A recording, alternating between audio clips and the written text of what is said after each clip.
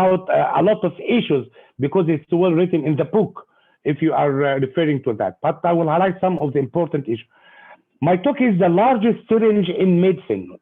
Why? Because the dialysate is injectable inside the patient during dialysis.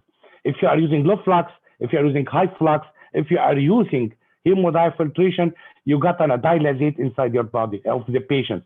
Because of that, huge volume of dialysate is injected already. For example, if you are using hemodiafiltration, you are getting the largest syringe in the world, which is 25 liters per 4 hours dialysis. If you are using high flux, you get about 4 to 6 liters inside the 4 hours of dialysis. So the water treatment should be considered, it is the largest syringe in medicine. And the director, any medical director, should need to know about the dialysis facility water safety. It is a must to have that. It is not an optional for any director or any manager to not understand the water treatment station and safety of water treatment station and the composition. And if you are using that, you have to know your source of water, tap water or city water, understand the water treatment system in details. You have to monitor the unit. You have to do a disinfection protocol as well as the clinical significance of the water system failure. If the failure happened, what is the risk? So any director or manager should be aware of the 5 points of water treatment station. The source or city water, to understand each component of the water system and how to monitor the unit, and disinfection protocol, and well scientific based knowledge of the clinical significance of failure of the system. And to do so, you have what is called the typical validation of equipment and system. Please, for any director or manager, should proceed with this system. You have to do the design of your water, then do a procurement of the equipment, and leave that for the manufacturing to do installation, and you do commissioning. Commissioning meaning that you apply a personnel, one who is legally responsible for daily practice of monitoring of the system. He may not be a doctor. We are not needing a doctor for commissioning the follow-up daily practice of the water treatment system, but you have to write that as a commissioning of the activity and the responsibility of the task. And if you are using that, you have to do a design qualification, meaning that in at least 3 steps, IQ, meaning that installation is verified, and this is related to the manufacturer. The manufacturer brings the all the components and put them together, and the installation is verified by the manufacturing. Then we will do an operation verification, meaning that the operation is complete by the manufacturing as well. Still, you are not here. Then you will do a performance qualification, meaning that you get samples of the water treatment from different sites, before carbon, before softeners, after RO, after endotoxin, after bacterial, after UV, every point, as well from just for the hemodialysis machine. So this is importantly to understand: installation verified, qualification and operation verified, then performance. It's your rule here after the manufacturing had do the factory acceptance test. So the water treatment use not careful. If you are using that, the failure of the system will be so severe. And consider opportunity for rejected water to be reused, what is called green dialysis, because a huge volume of water is going outside without use, especially in the Middle East and Africa, where shortage of water. So reusing the RO is very good insight nowadays for improving the use. Dialysate, Professor Tariq will discuss, but here I will highlight important, the dialysate proportioning, what we said, in a ratio of 34 parts from water, 1 part from the acid concentrate, and around 1.8 parts from the bicarb. This is called the proportioning system by water, acid, and sodium bicarbonate by this ratio. And the alarming system for the conductivity of water treatment, sodium, and the other modality should be checked before use. And you have to think about the conductivities inside as well. The water treatment, some areas are very cold and not suitable to be used. We need a heater inside the water treatment station. So medical director need to know about dialysis facility water treatment with the 2 stages, pre-treatment stage and purification stage. Pre-treatment means all stages before the reversed osmosis, where purification stages mean all stages after the RO. And all these components, I will not raise this table, but are all these components of the water treatment, and it is distribution. You have to have a look on that. You have to look at for the city water responsibility. You have to check regularly as well your city water input inside the unit, because a lot of nitrates sometimes happen, and this is may have a catastrophic with methemoglobinemia and not removed easily. And this is the American standard of concentration of the water treatment. And you can do 2 types, direct flow and indirect flow. We used in Shams University what's called direct flow system without tanks and CDDS or central dialysate system. While indirect flow in majority of centers, meaning there is a storage tank after water treatment system. So there is a direct and indirect flow system. With indirect flow meaning storage, direct coming from the direct RO to the hemodialysis machine without water tanks.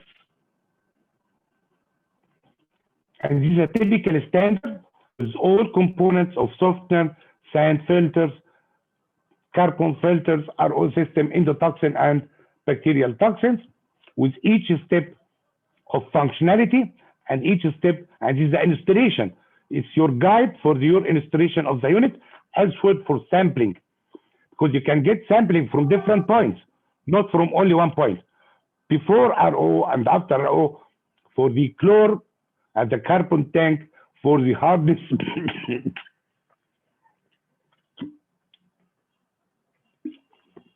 for the hardness inside the softener. So multiple points should be checked regularly. And endotoxin filter installation, most of hemodialysis machines are equipped at least with 1 endotoxin filter to purify the water, the dialysate, final dialysate, from pure to ultra pure dialysate. And this is discussed before, the proportioning system, and it's important in composition of the dialysate and the flow. Chemical and microbial contaminants and its drawbacks. I will not read that table, but aluminum, chloramine, and other toxins could happen a catastrophic either in the acute and short-term or the long-term complication in hemodialysis. So the chemical contaminants outbreaks happen in the world, yes, and still happening, yes. So please keep an eye on the daily practice monitoring of the water treatment system and checking all the points routinely with commissioning, meaning we have to put an assistant, not a doctor, for commissioning of the activity of the water treatment. And the water purification system and the dialysate with microbial, with ultra pure dialysate, you may have a water distribution system bad. So ultra pure water treatment will be infected with the piping system. So water treatment and piping system is importantly to be checked with frequent disinfection, in particularly the endotoxins. And the guideline says that responsibility for planning of a new replacement, the planning, designation, and installation of a new replacement water treatment system for hemodialysis. So all manager and director are importantly to understand their responsibility towards that. Again, installation, operation, and the monitoring system should be always. And in Egypt, we do a chlorine test daily, not weekly, and we do viable counts monthly. We don't use endotoxin in most of centers. We are doing that sometimes in some centers, but in Europe are using endotoxin check very routinely. And achieving high quality water for ultra pure dialysate